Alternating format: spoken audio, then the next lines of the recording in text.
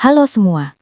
Sebuah ibadah minggu di Cities Church, Saint Paul, Minnesota, berubah menjadi kacau karena sekitar 3 lusin pengunjuk rasa anti-ICE menyerbu masuk, mengganggu kebaktian yang sedang berlangsung.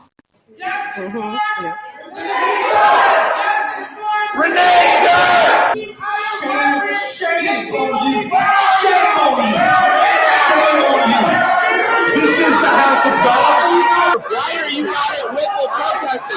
Why are you not standing up with your Latino and Somali community? Housing the devil.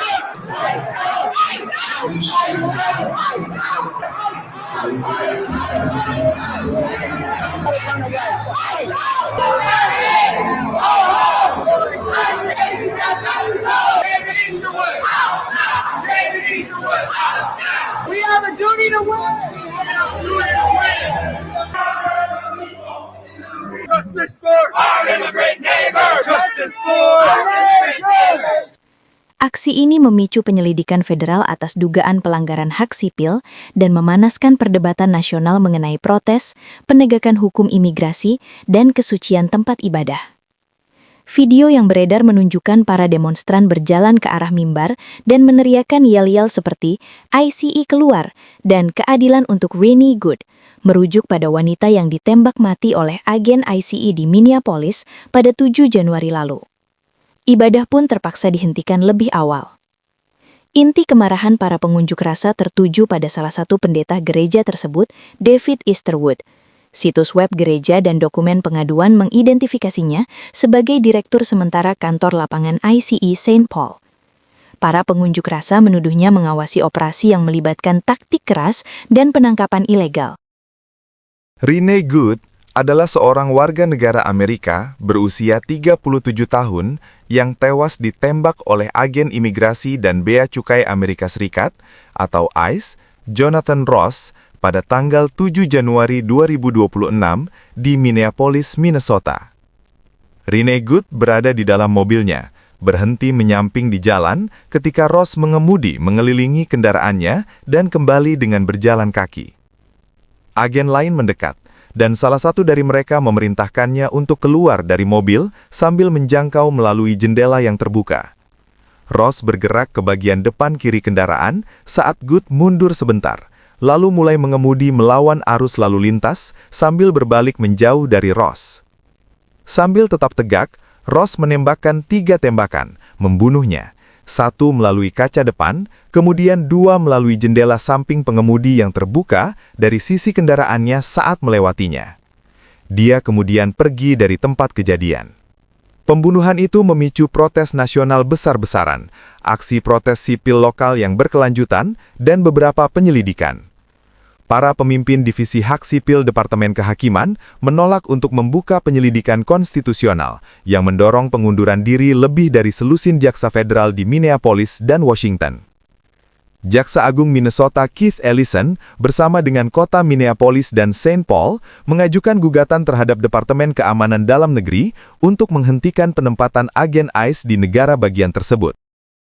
Kembali ke apa yang terjadi di gereja, Departemen Kehakiman Amerika segera membuka penyelidikan dengan menyoroti kemungkinan pelanggaran Undang-Undang FACE atau Freedom of Access to Clinic Entrances yang melindungi hak beribadah. Jaksa Agung Pam Bondi dan Asisten Jaksa Agung untuk Hak Sipil Harmeet Dillon mengecam keras gangguan tersebut, menegaskan bahwa rumah ibadah adalah tempat suci dan pelanggaran hukum akan dituntut. Sebaliknya, pemimpin protes Nekima Levy Armstrong, yang juga seorang pendeta tertahbis, menyatakan penyelidikan DOJ sebagai pengalihan isu. Ia mempertanyakan moralitas seorang petinggi ICE yang juga bertugas sebagai pendeta dan menyatakan bahwa krisis sebenarnya terletak pada penegakan imigrasi itu sendiri. Konvensi Baptis Minnesota, Wisconsin, di mana Cities Church bernaung, menyebut insiden itu sebagai trauma yang tidak dapat diterima. Presiden Dewan Misi Amerika Utara, Kevin Ezell, menyatakan dukungan penuh bagi pendeta yang memimpin kebaktian saat itu, Jonathan Parnell, dan mengecam aksi tersebut sebagai pelecehan tanpa hukum. Insiden gereja ini terjadi di tengah ketegangan yang memuncak di Minnesota, di mana operasi ICE besar-besaran telah berhadapan dengan jaringan aktivis yang terorganisir. Protes anti-ICE telah berlangsung setiap hari sejak penembakan Rene Good. Ketegangan tidak hanya terjadi di jalanan, tetapi juga di tingkat pemerintahan. Menteri Keamanan Dalam Negeri Kristi Noem menyalahkan pemimpin Minnesota seperti Wali Kota Minneapolis Jacob Frey atas kekerasan dan mendorong pembatasan protes pada zona damai. Frey menolak, bersikukuh pada hak amandemen pertama untuk berprotes di mana saja secara damai. Sementara itu, eskalasi keamanan terus berlanjut. Garda Nasional Minnesota telah disiagakan dan pemerintah federal mempertimbangkan untuk memberlakukan Insurrection Act yang dapat mengalihkan komando pasukan ke Presiden Trump setelah 1.500 tentara aktif disiagakan di Alaska untuk kemungkinan dikerahkan ke Minneapolis.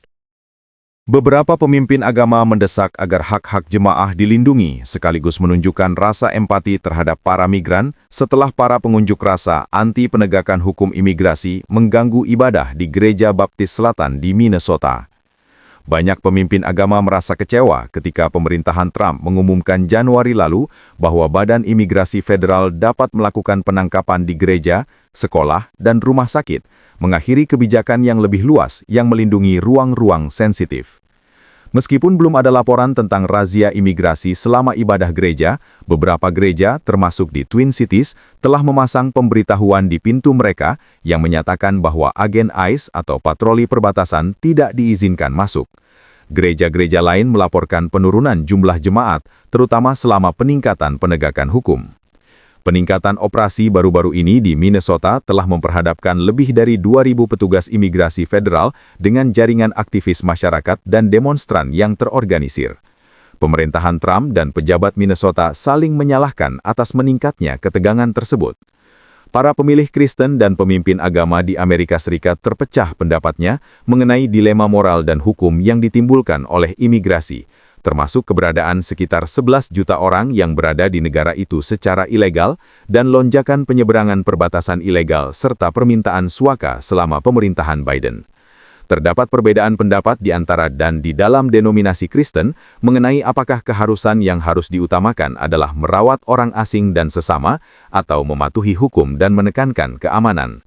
Secara umum, gereja-gereja evangelis kulit putih mendukung penegakan hukum yang lebih kuat, sementara hierarki Katolik secara tegas mendukung hak-hak migran. Konvensi Baptis Selatan adalah denominasi Protestan terbesar di AS dan memiliki teologi evangelis konservatif.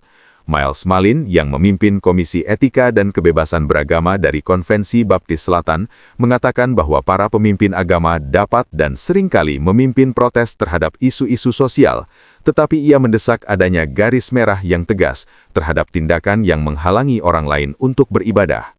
Menyusul protes di Cities Church, Harmeet Dillon, asisten Jaksa Agung untuk Hak Sipil di Departemen Kehakiman AS, memposting di media sosial bahwa tidak ada toleransi untuk perilaku ilegal semacam ini dan kami tidak akan membiarkannya. Undang-Undang Kebebasan Akses ke Pintu Masuk Klinik tahun 1994 federal melarang campur tangan atau intimidasi terhadap siapapun dengan kekerasan, ancaman kekerasan atau penghalangan fisik yang menjalankan atau berupaya menjalankan hak amandemen pertama tentang kebebasan beragama di tempat ibadah. Sekretaris Pers Gedung Putih Caroline Leavitt menyebut protes itu tercela dan memperingatkan dalam sebuah unggahan di media sosial bahwa Presiden Trump tidak akan mentoleransi intimidasi dan pelecehan terhadap umat Kristen di tempat ibadah suci mereka. Nah, itulah berita yang kita punya tentang apa yang terjadi pada Cities Church di St. Paul. Sekelompok demonstran masuk ke dalam ruang gereja pada waktu kegiatan ibadah sedang berlangsung. Apa pendapat teman-teman tentang peristiwa yang terjadi? Silakan tulis pendapat teman-teman di kolom komentar video ini ya.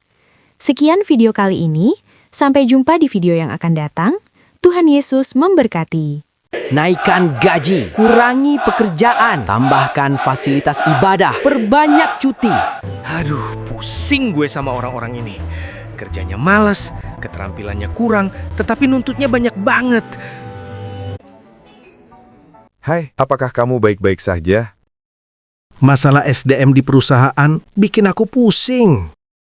Pasti masalahnya mereka malas kerja, kemampuan kurang, dan banyak menuntut kan? Loh, kok kamu tahu? Tentu saja. Semua orang tahu sifat mayoritas Indonesia. Jadi solusinya apa? Apakah kamu sudah coba ganti dengan orang-orang Kristen? Orang-orang Kristen emang beda? Tentu saja beda. Orang Kristen cenderung lebih pintar, lebih rajin, dan tidak banyak menuntut. Oh, begitu ya. Tetapi di mana aku bisa mencari karyawan Kristen? Nah, sekarang sudah ada aplikasi Iktus. Kamu bisa dengan mudah mencari orang-orang Kristen yang mau kerja. Wah, aplikasi ini bagus sekali.